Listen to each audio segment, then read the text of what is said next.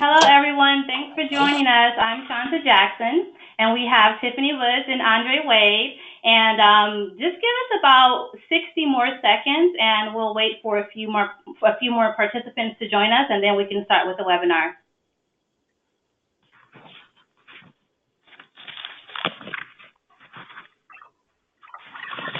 How are you guys today, Tiffany and Andre? I am excellent. Looking forward to today. We're good. Yes. So for those of you, while we're waiting for others to join, Tiffany is in Fremont, California, in the Bay Area, Oakland, right? Yep. And Andre Correct. is Yeah, in we're Las halfway. Vegas. Okay.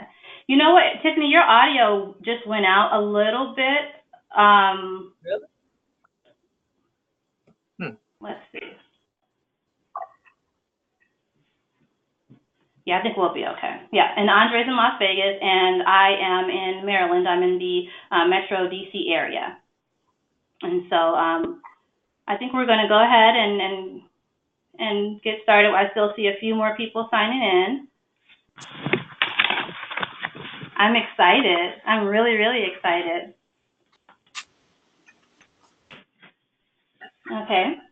And so I'll go ahead and get started. So hello, everyone. Again, thank you for joining us. I'm Shanta Jackson, and I'm your moderator for today. And the intent for today's webinar is for Cause Engagement Associates to basically serve as a resource to help improve the health, safety, and well-being of the lesbian, gay, bisexual, transgender questioning plus individuals who are our clients, our patients, neighbors, family, and our friends. So while health disparities within LGBT populations and communities are somewhat documented, there are still state level, national level, healthcare, public health, and social services data that needs to be more focused on implementing and evaluating best practices. So LGBTQ clients and patients are not receiving equitable health care, such as appropriate cancer screenings. They are not receiving equitable mental health services, health education and case management, etc. So some of this is due to non-inclusive providers and agencies who have not received training on best practices and evidence-based approaches. So today, Cause Engagement Associates is hoping to change that by providing information that can be included in the development of or the implementation of comprehensive models and services tailored to LGBTQ individuals.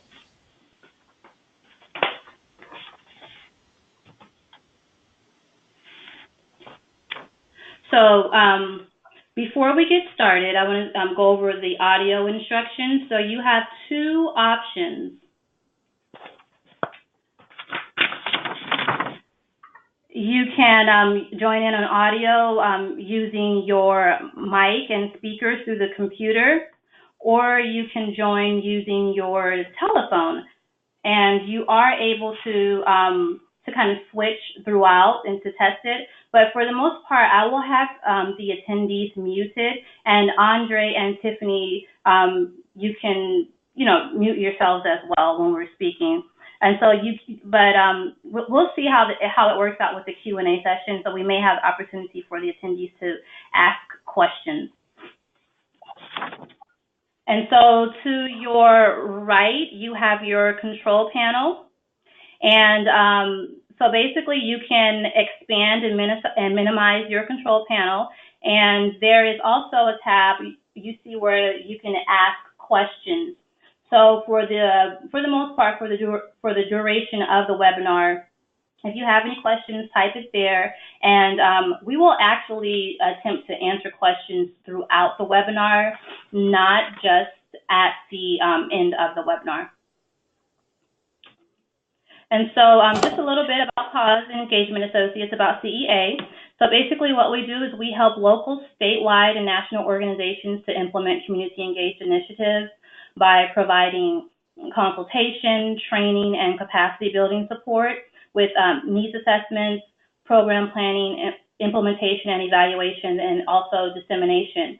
So our dissemination services are a mix of marketing, public relations, and advertising, commonly referred to as integrated marketing communications. And our guest speakers are associate consultants with CEA, and they are, again, Andre Wade and Tiffany Woods. So a little bit about Andre. So Andre has over 20 years of experience in human services, 11 of which have been focused on LGBTQ advocacy.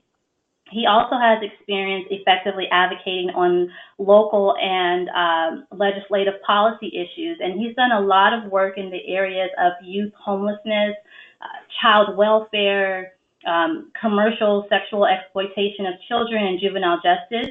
And one of his one of his notable accomplishments that I am proud of is him implementing a mandatory all-staff training of more than 700 employees on LGBTQ competencies related to child welfare, among other things, during his tenure when he was working at the Clark County Department of Family Services in Nevada, which is in the Las Vegas metro area. And Andre also serves as the executive director of the Gay and Lesbian Community Center of Southern Nevada. So thank you, Andre. Yay.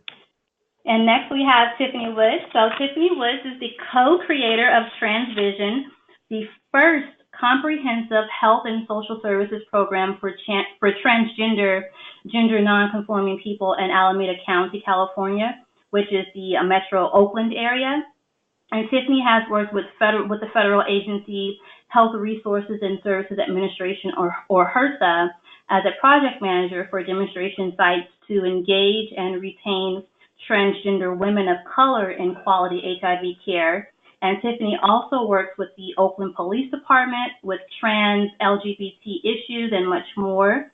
And finally, Tiffany currently serves as the transgender program manager for a federally qualified health clinic in Fremont, California. So those are our guest speakers. But before we move on, I want to ask you guys a question, or you all. So Tiffany, can you chime in really fast about pronouns? Because I just said you guys. So pronouns, yes. This is what trips everybody else. We're moving towards a kind of neutral pronoun society, and using pronouns that are mostly tailored and preferred or chosen by people. Although I actually just saw something yesterday on Facebook by one of my trans colleagues in the South who said it's her pronoun's required pronoun.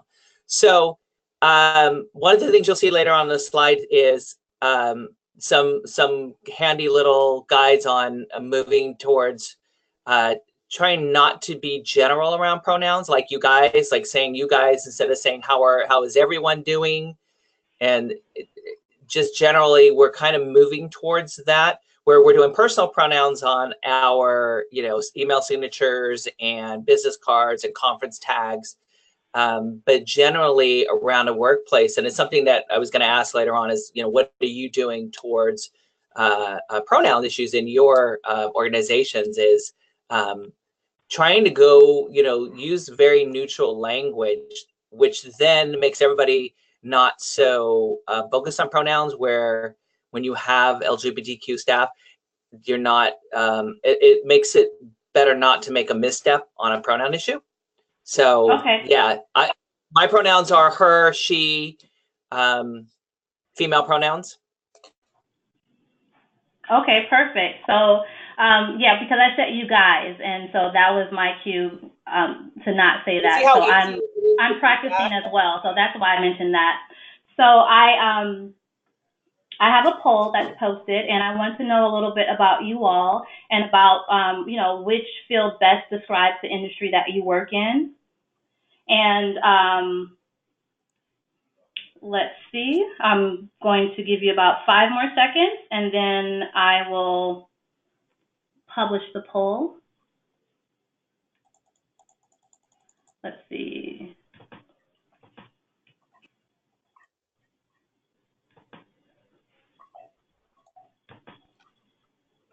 Okay, so we have Okay, we have 30% of our participants work in public health, and we have 19% in healthcare, 6% social services, and about 34% nonprofits, and 11% in academia or research. Perfect. Nice. Okay. So at this time, I will actually hand over the presentation to Andre. All right, thank you, Shanta. And hello, everyone. I'm happy to be here with you today. Data is a powerful tool to help inform decisions and to make change. I'll be going over some high-level information to continue conversations to push decision makers and policymakers to include sexual orientation and gender identity on organization intake forms and community surveys as a couple of examples. So here are the learning objectives for today. Let's see here. Understand the importance of collecting SOGI information, SOGI standing for sexual orientation, gender identity. Become familiar with strategies to implement policies and procedures for asking SOGI questions, and understand ways in which SOGI data can improve health outcomes for LGBTQ clients or patients.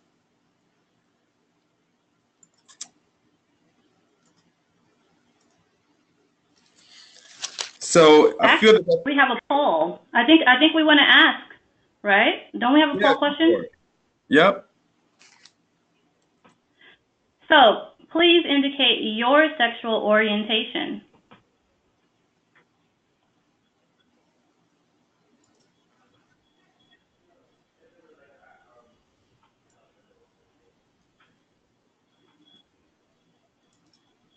And this question is used as an example of, types of questions that you can ask with your clients and patients, but then also it helps us to get an idea of who the participants are. So that way, when we're talking about information, we're making sure that we're tailoring the information to you, the audience. Okay. So I'm going to go ahead and close the poll and share the results. Andre? All right. Let's see. So 81. So we have 81. Yes, I'm sorry, go ahead. Oh, 81% heterosexual. No one picked transgender, and I wonder why no one indicated transgender. Is that because no one's trans-identified that's on the call or on the webinar? Or more importantly, did folks understand that transgender is not a sexual orientation and should not be included in this response option? Oh, wow. So are we on the definition slide? Mine's not showing. Yes. Okay. So here are a few definitions to consider as we delve into the topic of data collection of sexual orientation and gender identity. So sexual orientation is usually defined as an emotional, romantic, or sexual attraction to people. Gender identity is one's concept of self as male, female, a blend of both, or neither. How individuals perceive themselves and what they call themselves. One's gender identity can be the same or different from their sex assigned at birth. And transgender is defined as an umbrella term for people whose gender identity and/or expression is different from cultural expectations based on the sex they were assigned at birth. So the main thing to consider and to remember is that sexual orientation and gender identity are two separate things. People like to say that sexual orientation is who you go to bed with and gender identity is who you go to bed as. And my colleague Tiffany will speak more to the gender piece later on in the presentation. So oftentimes when we talk about this population, we lump sexual orientation and gender identity together. And in the very LGBTQ that we say, trans is automatically included and assumed. But there are times when we have to be more specific and say LGB, again, because sexual orientation and gender identity are very different. And what we are talking about may not include transgender or gender. So for the most part, throughout my presentation, I'll speak broadly to LGBTQ, and sometimes I might be more specific, referring to just LGB. And so before we move forward, we can just clarify that LGBTQ stands for lesbian, gay, bisexual, transgender, and queer or questioning. So moving on to the next slide. We routinely collect and analyze information about the people we care for the purposes of creating individualized case plans, monitoring trends and performance, guiding strategic planning, and reporting to government agencies and funders. Collecting data on social, economic, and health concerns of LGBTQ communities is essential to adequately serving sexual and gender minorities. It's important to eliminate health disparities between different segments of the population. So research is steadily suggesting that measures of mental and physical health may differ between heterosexual people and lesbian, gay, and bisexual or LGBT people. So broadly, LGBTQ older adults face economic insecurities, social isolations, and discrimination, including difficulty accessing senior services. We collect structured data on sexual orientation and gender identity to help organizations, communities, and states to improve care provisions and outcomes for the underserved LGBTQ community. By collecting and then analyzing data, we can further know at an organization and community level why disparities among this population exists and why. Perhaps indicators are based upon discrimination or barriers to accessing programs. Before addressing issues, we need to know what they are and how pervasive they are before we can act. So with better data, we can better scale interventions and know their costs from a policy perspective.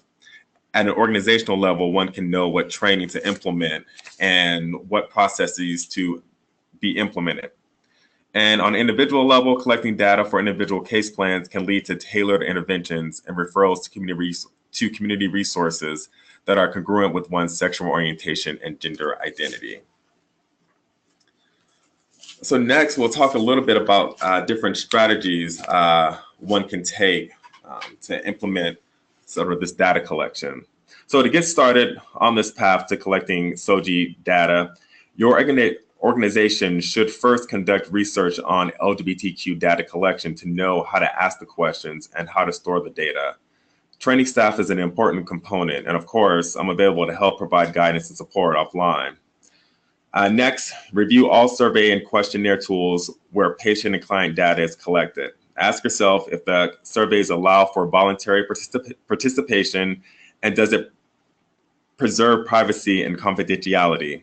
It's not recommended that patients and clients be required to state their sexual orientation or gender identity to obtain services. Oftentimes, it's at intake when information is collected. However, maybe there's a time that exists when the information should be collected during the exit or during the satisfaction survey piece after a relationship has been formed with a service provider.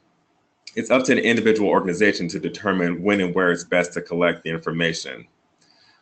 So we want to create research-based policies and procedures by finding out what the best and promising practices are that currently exist. Find out what other organizations have done and what some of their lessons learned might be. It's one thing to collect SOGI data, it's another to store the data and ensure confidentiality. So staff will want to know how the data will be stored and who's responsible for the data. And patients and clients will also want to know, and they will also want to know what will be done with the data. So training your staff, starting with supervisors who will be the ambassadors of a change, is essential to implementing enhanced policies and procedures around asking the questions. So coupling the training with cultural diversity sensitivity training may be necessary. More than likely, there will be a lot of anxiety about asking clients and patients about their sexual orientation and gender identity. So trainings are a time to deliver the information and to talk through the barriers and resistance. When talking about SOGI, we're talking about sensitive information. It's understandable that people will feel uncomfortable asking questions or being asked why information is being collected on intake forms, as an example. So the purpose and intent of asking the questions will need to be embedded in policies. When training staff and getting technical assistance for enhancing policies and procedures, it's recommended that training and assistance is done by someone from the LGBTQ community with the necessary background experience. We'll need to remember that just because someone is from the LGBTQ community doesn't mean that they have the knowledge to train staff. So just be aware of that as well. So quality assurance through the review of policies and procedures, HIPAA measures, and review of overall related policies is important to ensure that the data collected will be safe. Reviewing the data collected may determine that when it's being collected needs to be modified, or maybe the questions need to be changed. So revisiting the data and processes will help with the fidelity of the overall data that you're managing.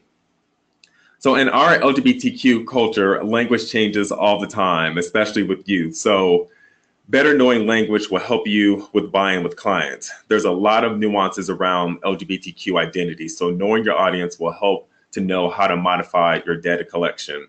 So when it comes to the intersections of age and race, gender, and even geography, there are different ways in which LGBTQ persons identify and what language resonates. So for instance, the use of the word queer is okay for some and off-putting to others.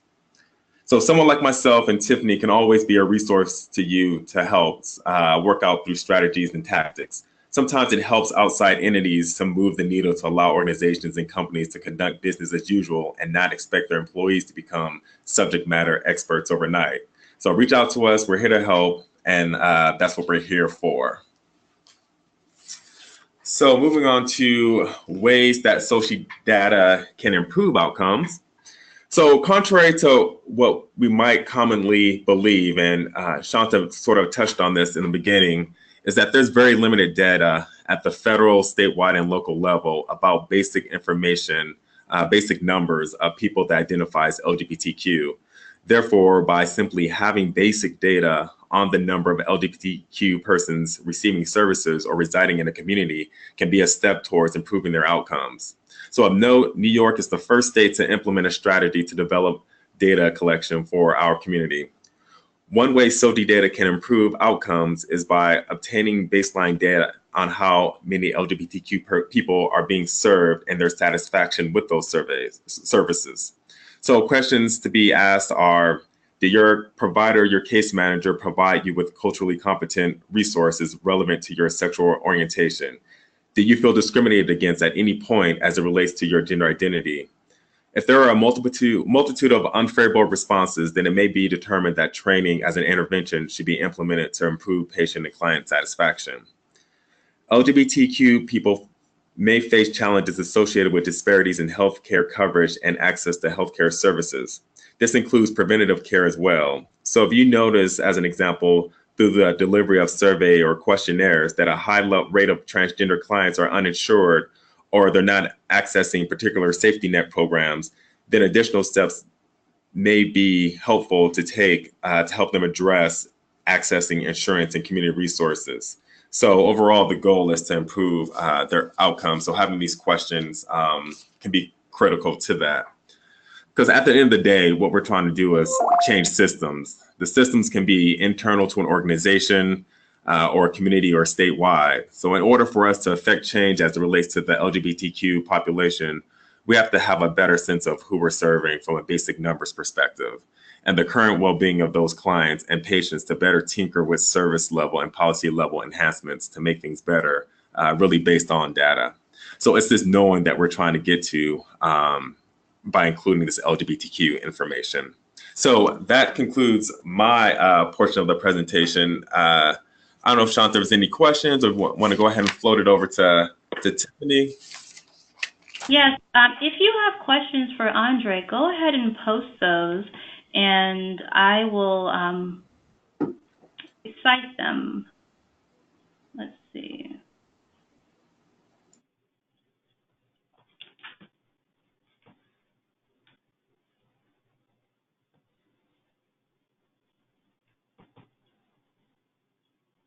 Let's see.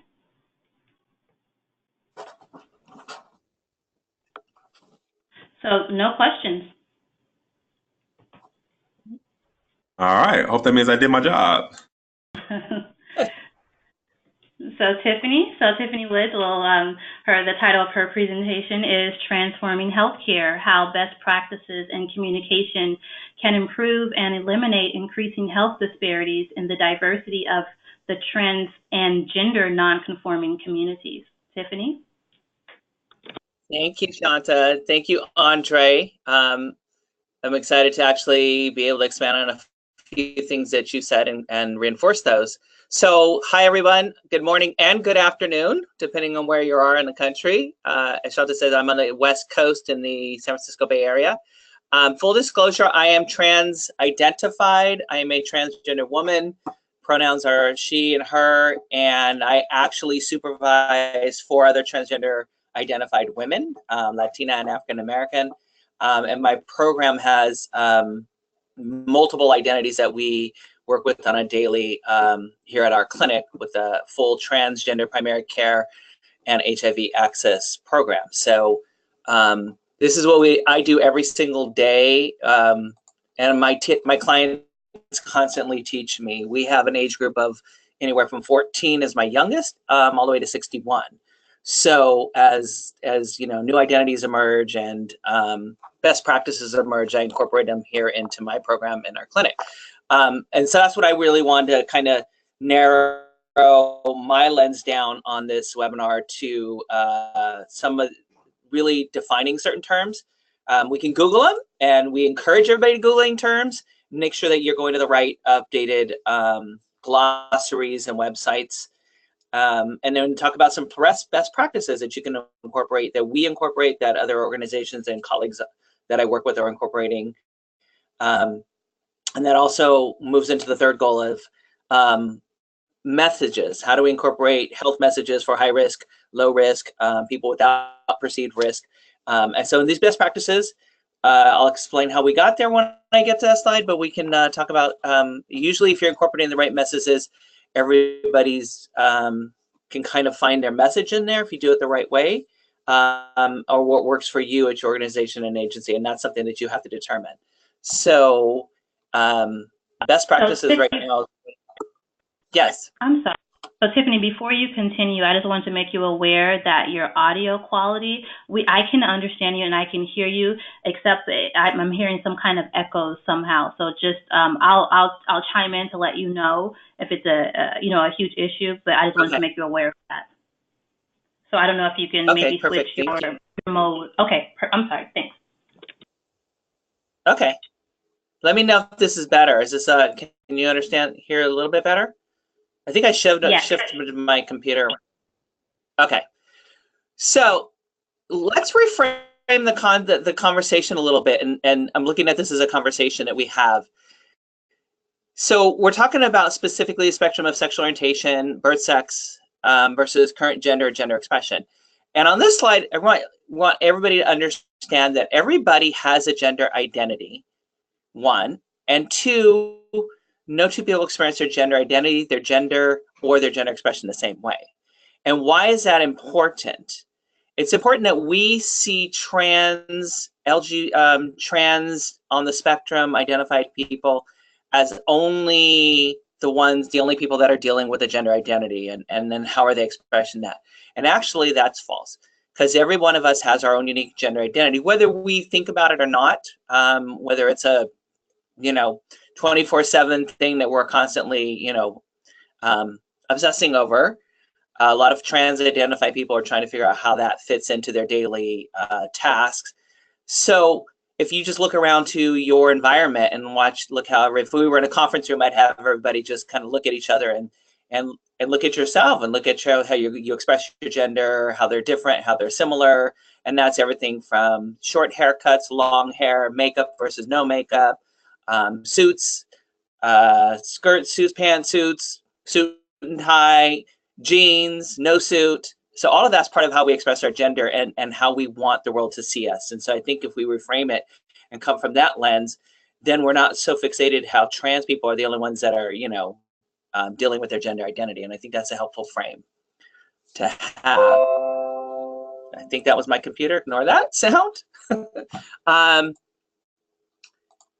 And when we get into actually gender identity, as Andre mentioned and referenced earlier in his slides, your gender identity and sexual orientation are 2 different things. And I still see us as a society and as people and organizations kind of conflating that all into the same thing.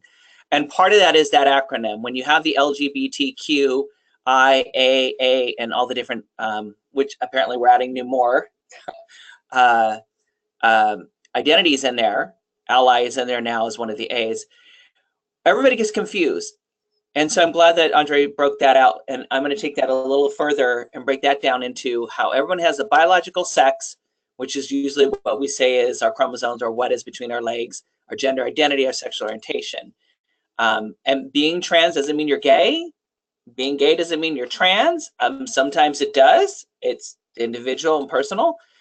Gender is who we believe ourselves to be, our innate sense of ourselves, and whether that is masculine, feminine, in between, non-gender. And your sexual orientation is really about who you're attracted to, as Andre said, you know, who you're going to bed with and who you're going to bed as.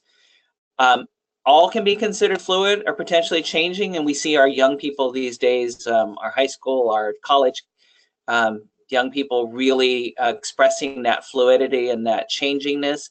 I think it's a little harder for us older generations. I'm 54, so you know, we were pretty fixed on the gender binary of male and female, and which one, you know, I was trying to get born biologically male and trying to get into that female binary box. So here's a little bit example I have at the end of this at the bottom. Lesbian identified before male transmission. We see this a lot and frequently more, especially in my client base. Trans men, masculine identified, was in the lesbian community, biologically born female, have now transitioned through testosterone, identify as male, and actually now are attracted to other men. And so we would call that a gay trans man.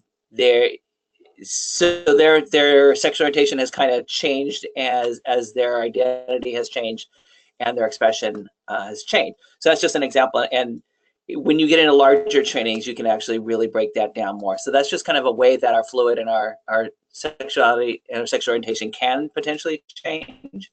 I think in my experience, and I came out many years ago in '89, is that when you've kind of dealt with your gender identity and all of that, sexual orientation can be more freeing and fluid, and you're not hung up on concepts so much.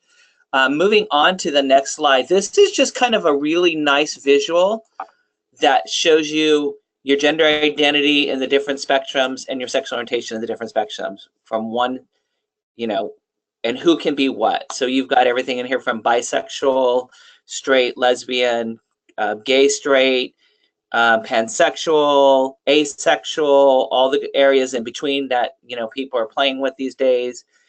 Your gender identity can be from one completely masculine on one spectrum all the way to completely female on the other spectrum. So I always find this is a nice slide to throw in just to give you a little color, a little representation, and you know, gives you that whole gray area and different shades on the spectrum. All right, so we want to move on. So this is a really, really important slide, and it's because we see this in the media a lot, as transgender issues are in the media a lot. They're in this week with the trans military ban again. And there we've seen the Time magazine tipping point that Laverne Cox is on this cover here. But people get confused on the actual terms, transgender versus transgendered, especially in a workplace or an organization. So if you meet a trans person, we really don't say, oh, look, I just met a transgender today, or I met somebody who was transgendered, because that's actually saying that that is a, it's an adjective. It's actually, you're taking an adjective into defining it as a noun and making the subject sound very distant and foreign. Instead, you would actually say, you know, Tony's a transgender man, or the parade included many transgender people. You wouldn't say, oh, I just got a new coworker and they're transgendered. So we really want to make that difference because it's very important. Part of, you can reference that at the GLAAD's Media Reference Guide. You can always Google that, terms to avoid. But I think that's really important because we see transgender a lot in the media, and you'll see transgendered as people who, something that's kind of a byproduct of that. So just be aware of transgender is kind of a no-no. And that moves us into the trans umbrella, as Andre had referenced earlier. The transgender came out of the trans umbrella. And what we're learning now is trans is the newer term. We have been moving that, especially in public health. SF Public Health Department moved towards that about 5 years ago. It seems to be more inclusive. It's more less defining, and you can kind of open-end it. These are just some of the things that in public health, we reference these terms a lot. And actually, female to male and male to female, which indicates the direction going, is actually phasing out a lot now too in public health. If I was at a conference, I wouldn't say F to M, but maybe I'm in an intake with a client and they say, well, I identify as female and male.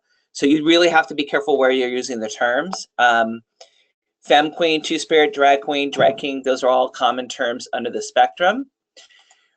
But we're moving to a newer spectrum, and it's called, and it's really reflecting more of the gender diversity we're seeing in young people, and it's called the gender diversity, or they're saying gender diversity 2.0. So this is now taking that transgender umbrella and really modernizing it to 2018. All of these terms underneath it that you're seeing on there, agender, bigender, gender non-conforming, these are all different newer terms. Some are similar, some are different. Cisgender is the term you probably have seen a lot, meaning somebody who is a person whose gender identity and assigned sex at birth correspond. So basically, you're not transgender. Nobody on the poll that was taken earlier identified as transgender. That could be because nobody, everybody's biological gender aligns with how you feel internally. So we used to say biologically, like a biological female as opposed to a trans female. So that's kind of the replacement term that came out a few years ago. Some people liked it. So it's there. I don't use it that much in my work. Gender nonconforming, gender questioning, gender fluid. All of these are very similar terms. Gender nonconforming is you're seeing a lot more in public health and organizations when you see the trans or gender nonconforming, as I referenced in the beginning of the goals. Gender nonconforming are people who do not follow each other's ideas, stereotypes about how they should look, act based on the female, male sex they're assigned at birth. Gender fluid is a relatively newer term. Gender fluid is basically describes a person whose gender identity is not fixed. A person who's gender fluid may always feel like a mix of the two traditional genders, but may feel more one more gender some days, another gender. So if you took two chairs and you put one as a gender binary female and one as a gender binary male, all that space in between the two chairs, if you have them separated apart, is the gender fluid space. It's the gender neutral space. This is where a lot of our new identities and a lot of our individuals are playing with. And agender is a newer term that young people are doing. Is basically they're not either gender. They don't feel comfortable expressing either, and they're just I don't have a gender. And we're starting to see that be more prevalent and legalized now. I can tell you I saw in the last year and a half, I've doubled from about 10 gender non-conforming identified clients to about 25 now. So it's definitely becoming more of an identity. Most of all of these gender neutral terms is the gender neutral pronoun, which are very big. Pronouns are very, very important to us who get to pick our pronoun. So these would be they, them, ze, or her. They is becoming widely used now as a gender neutral pronoun. And many on this call this webinar will probably really understand the QPOC. We see this a lot now in media terms, queer person of color. So that could be anybody who identifies as queer in the LGBTQIA spectrum, is a person of color. And they really own that identity, and you see that a lot of that. So that's what you see, that abbreviation in media. What we have at the very end is intersex, and that's a little bit different. It will be included sometimes in the acronym of the I, the intersex, but it's really describing a person with a less common combination of hormones, chromosomes, and anatomy that are used to assign sex at birth. Klinefelter syndrome, androgen insensitive syndrome, congenital adrenal hyperplasia. Intersex is not interchangeable with trans. A lot of intersex community don't identify with the trans community because this is something that is more of a, it's what we say is when you're genitals at birth, might be a mixture of a uterus and a penis, or testicles that didn't descend down. And so it's kind of a really different thing, but we include it in the community. And it's a burgeoning advocacy group where a lot of intersex people are saying, stop operating on us, let us decide, the body that we want to. We probably, if you're not new to that term, the older term was hermaphrodite, and we don't use that anymore. So this just narrows down. You can look at the glossaries, and it really depends on who you're serving, older generation or younger generations. The younger generation is going to use the gender diversity language. The older generation may still use trans and transgender, or transsexual. I still see some 60-year-olds that identify as transsexual. Again, that's another term that's phasing out too.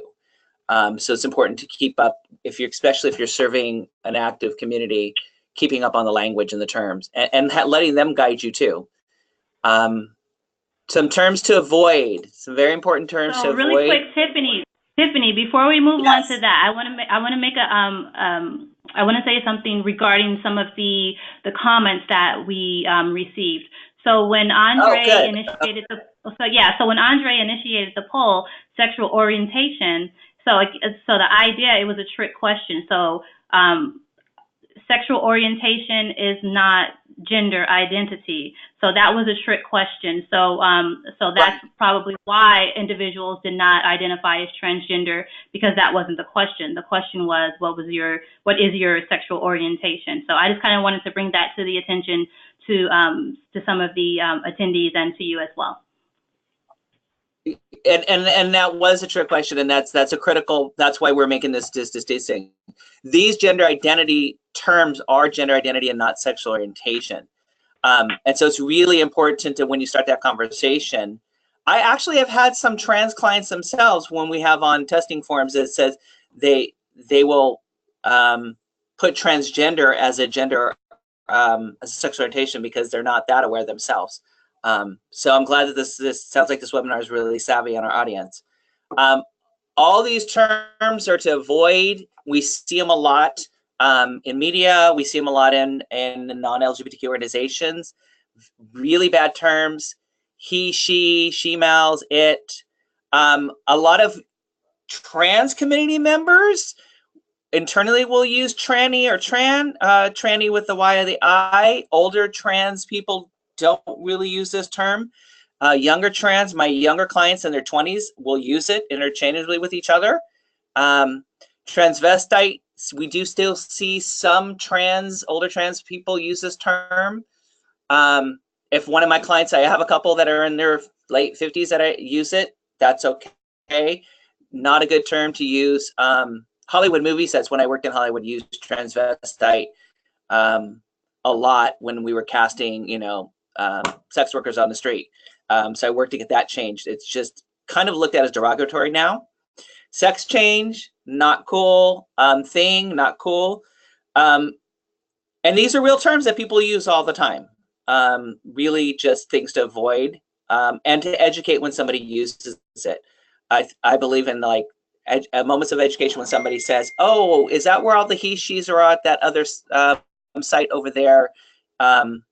No, that's where a lot of our coworkers work that that have a gender identity background. So we just kind of educate that right off the bat. So pronouns are big. This is a little quick sheet you can download. Transstudent.org is a great resource. It really breaks down the pronouns between the feminine, the masculine, the gender neutrals, and when it's appropriate and how you use them in context.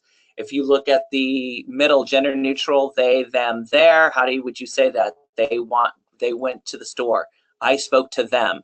It was their apple. So this is really a handy info sheet to hand out.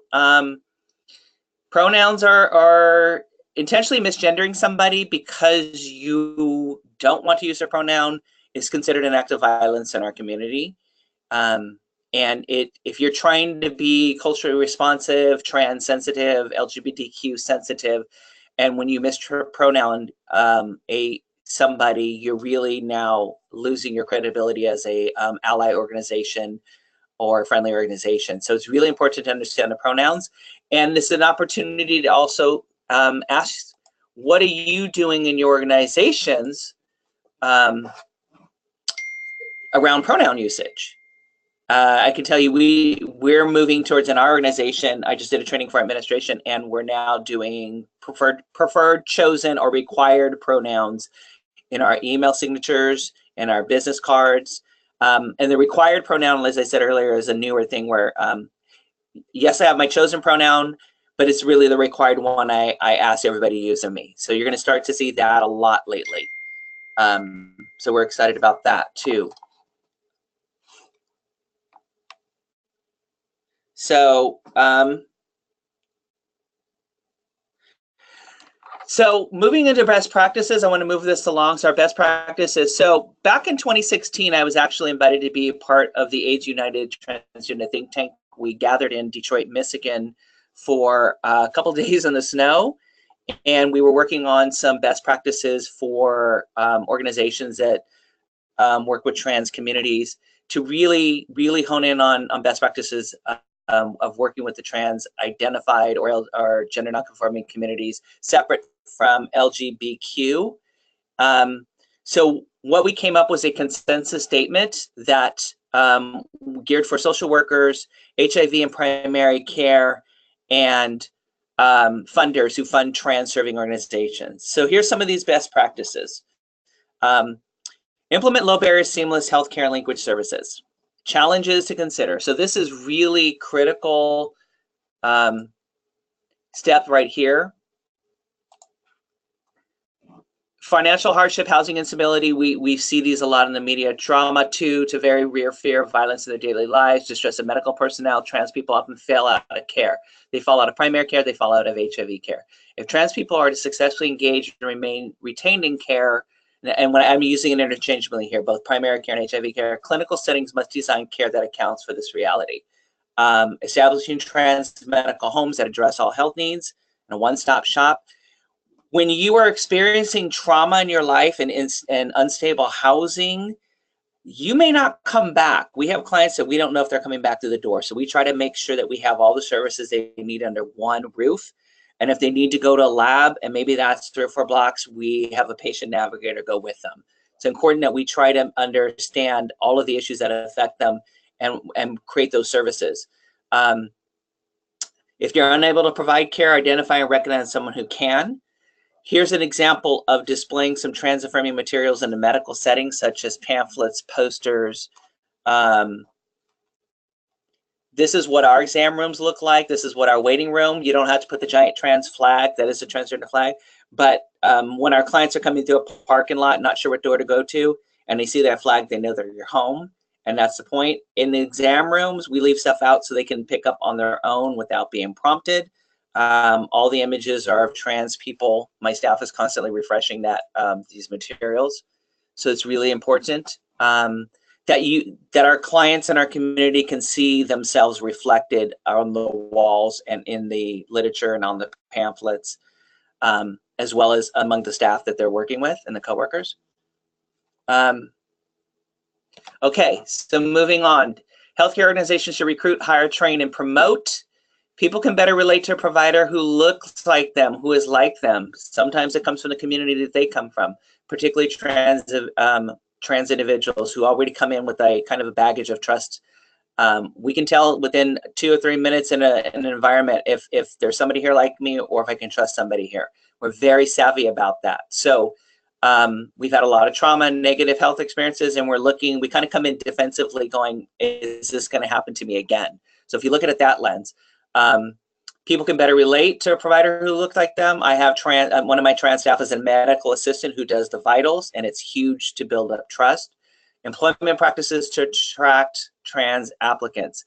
If you're serving the LGBT community in this day and age, there's no reason you shouldn't have LGBTQ staff among your coworkers, among your staff, and not just in a trans program, but across the board in your agency organization. It's critical that you reflect your mission statement of who you're serving. 3, providers and healthcare organizations should affirm, respect all clients' gender identity. So this is all about the part of the data collection that Andre was talking about, but this is also around your intake, your screening, your health records that include legal name of where you have to have the legal name, but your chosen gender, your chosen name. All of those are reflected on our intake forms. Trans-inclusive policies and procedures, materials, grievance procedures, so that you can document discrimination in your setting, healthcare setting, or your organization, as Andre referenced earlier.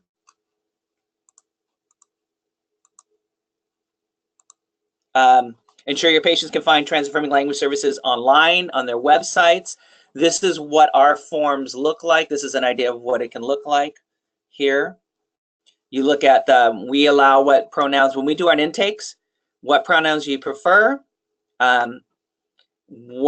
Here's where we put the legal name and your preferred name. So this is just one way that we do it. It's respectful, it's reaffirming, affirming who they are. It updates your current systems. Notice we say the legal name, preferred name, and chosen name. If there's something on an option on there that we haven't, it's new, I will then go and add it later on. So your intake, you're letting your client self-identify. It always builds up trust. It shows that you've thought about this stuff. If a client is really not communicating that much, but you're in the intake and they're filling this out, they automatically can see that you've given some thought into your forms. Validates the presence. Gender, like we said, it can be changing. Some clients, we update these forms every year for a client. It lets them to change and update their gender identity as they're expressing it and experience it. As Andre said, it gathers your data accurately. Your reporting, it helps with your resources if you know how to use it effectively. And HRSA is actually recommending we collect sexual orientation at age 12 and gender identity as age 2. Some more best practices, training resources to enable clinical staff to serve trans clients as respectful and culturally competent. Andre referenced that. Healthcare organizations require attendance at annual trans training. So when you're training your staff, make it mandatory. Make it from the top down. Include all your frontline staff, including security. They're your anybody that's a frontline entry point for your community. Have them have those people required as a training. We just did it from our executive director all the way down. We're doing security right now annually. And all treatment informed by medical standards and best practices, not judgment, not moral judgments or somebody's personal judgments. That's key, and that's a great starting point.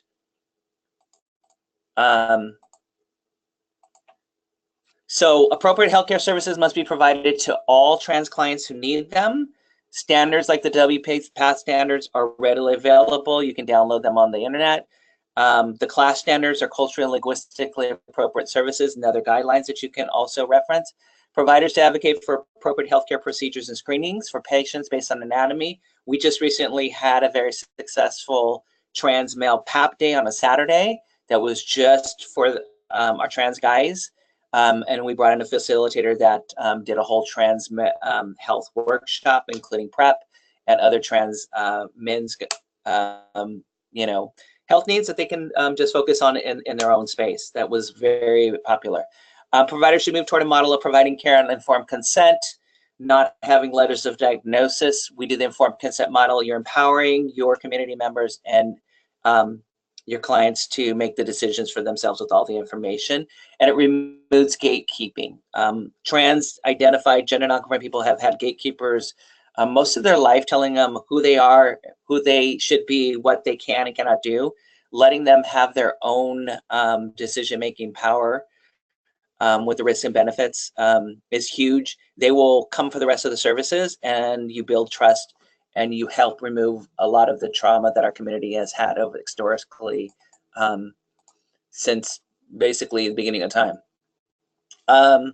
So those are really key best practices. One more, healthcare organizations should engage in continuous evaluation. Andre also referenced that also. So this is basically, you should be looking at your trainings every year, your advisory community. You should have a trans advisory committee board and an LGBTQ board. Whatever advisory board, make sure trans identified, gender nonconforming, both adults and youth are on this advising practices. Changes, anything that changes, like your hours, staffing, things that might affect their care. Collect trans-specific data on your client satisfaction, Andre talked about too. And you should be looking at that every year to improve your quality measures, and then develop a process to ensure that your trans employees can give feedback, you know, in a respectful manner, so they don't feel like they're, you know, like a whistleblower.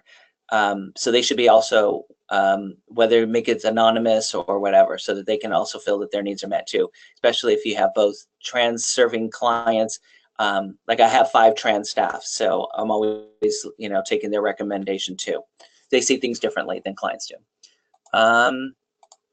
And so that's pretty much the best practices. There are more. We have created, we've included the AIDS United consensus document that has fleshes these out a lot more that you can access. And thank you.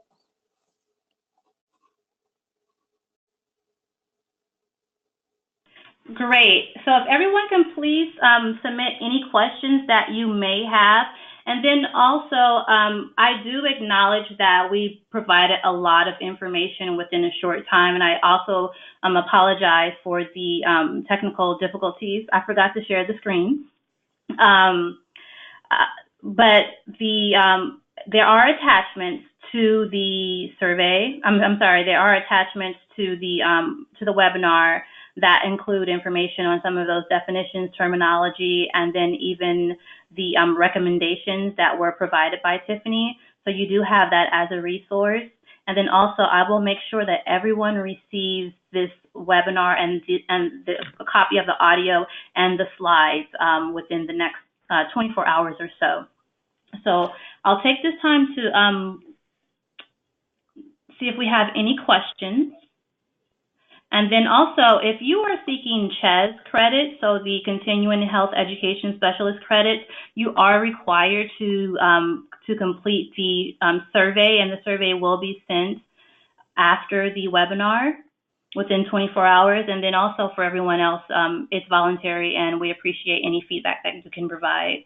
And then also if you want to stay in contact with us. So I'm checking to see if we have any questions.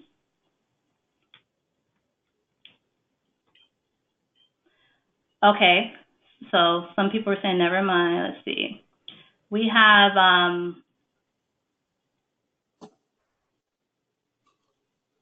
so on sexual orientation graph, one of the axes reads sexual preference.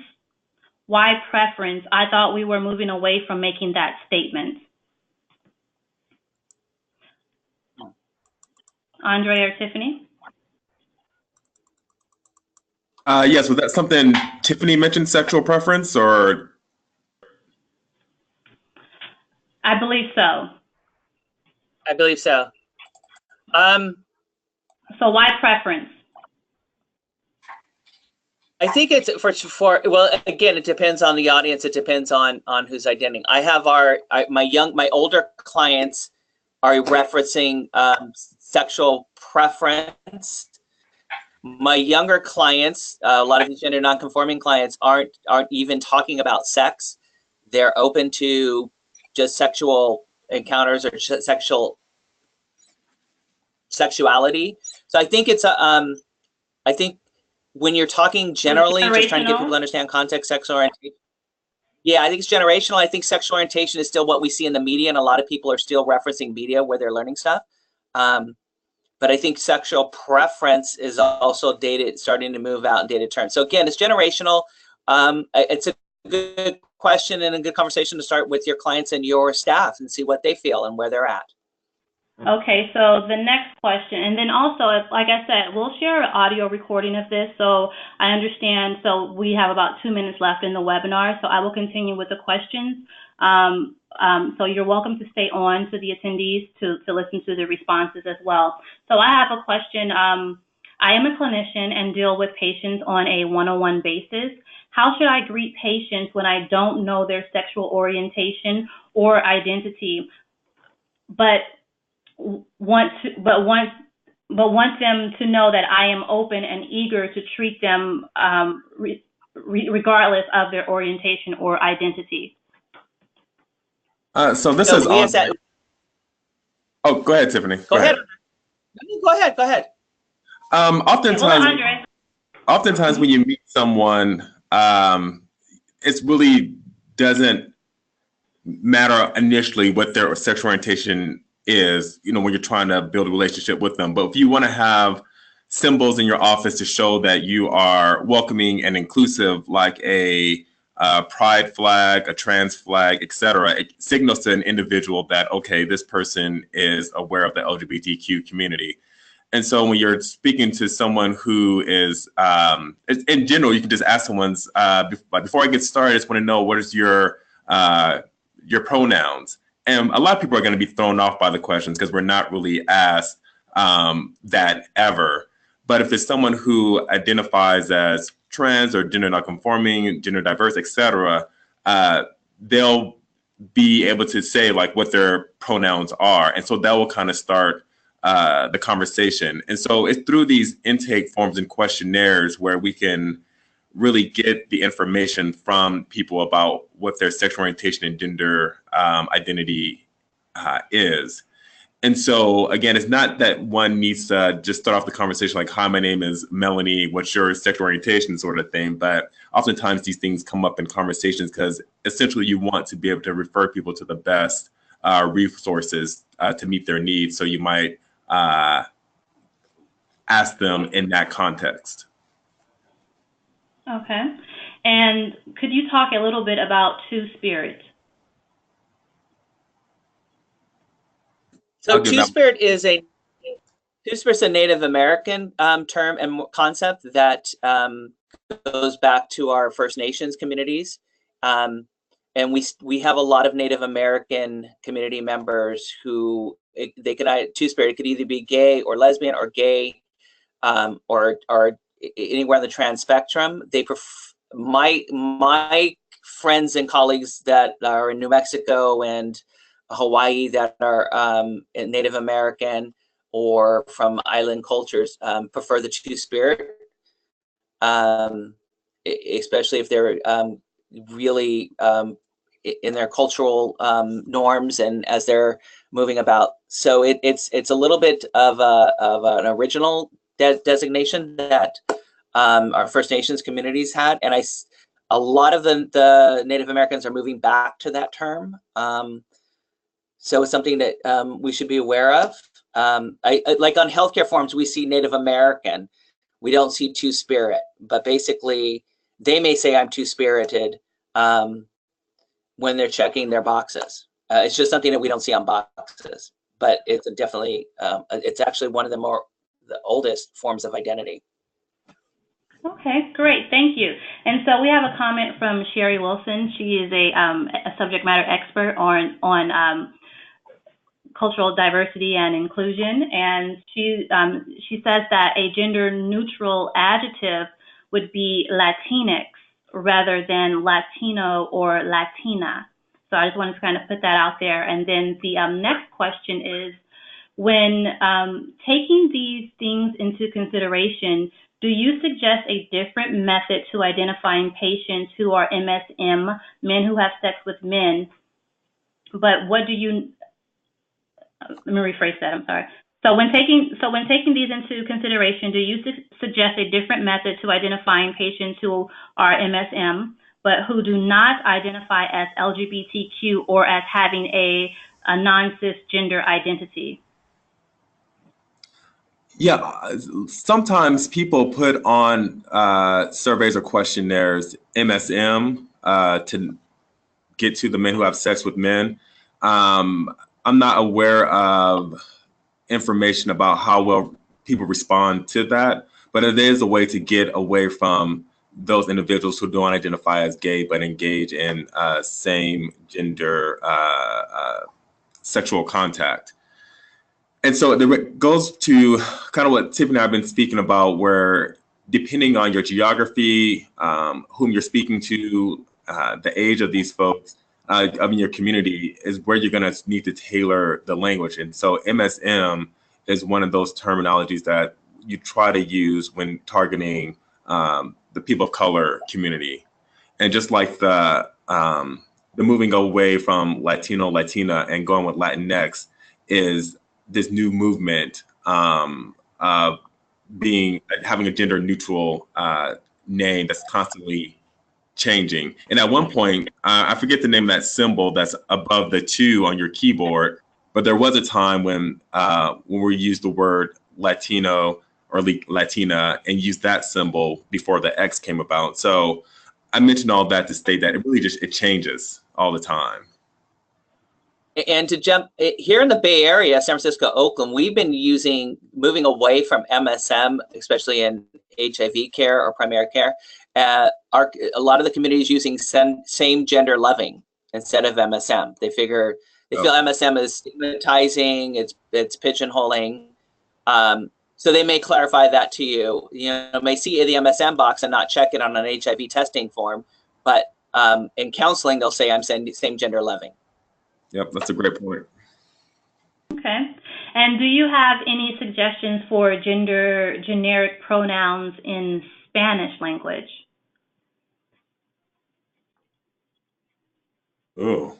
I don't. We can find out if not. We can find out. Yeah, I can ask one of I have two Latina trans staff members who are in most of our Latina trans clients, and they identify as Latina transgender women, very specific, don't use pronouns.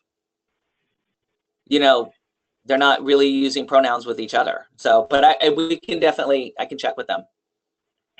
Okay, so to the person who asked that question, I will follow up with you via email, and what I'll try to do is see if we can get that question today, Tiffany. Once we send out the follow-up email with the survey, maybe we can include that answer in the body of that email. And so we have okay, perfect. So I think I have just 2 final questions. So when taking things into consideration, do you suggest a different method? Oh, nope, I just read that one. Give me one moment.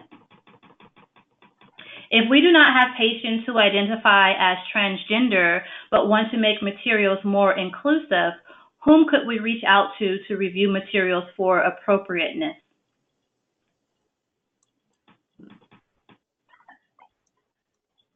You can always send to me. I can always, but there's probably somebody in your community that's already serving. If you have already an organization or agency in your community that's serving, the transgender non-conforming, I would reach out to them because they may be seeing things very specific to that area. Again, the geographic area.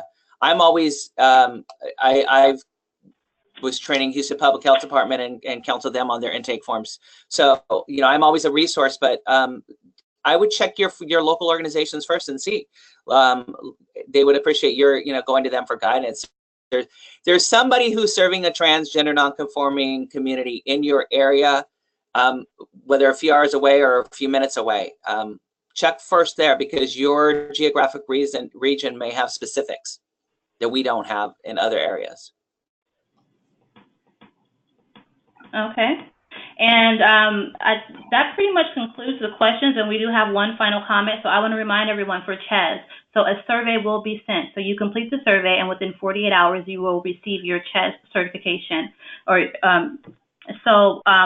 One comment from someone was, I caution to use the term two-spirit and allow the individual to self-identify as LGBT or 2S or two-spirit. I say this as in my tribe, the term two-spirit can be translated as the individual being possessed by an outside spirit or entity. Other tribes may have similar translations, so please allow the native individual to self-identify before prescribing the term two-spirit on them.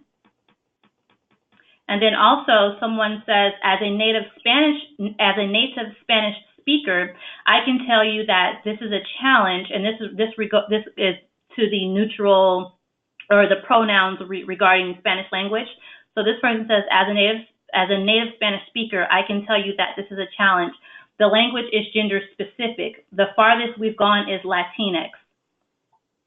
So this person says they wouldn't know how to answer that.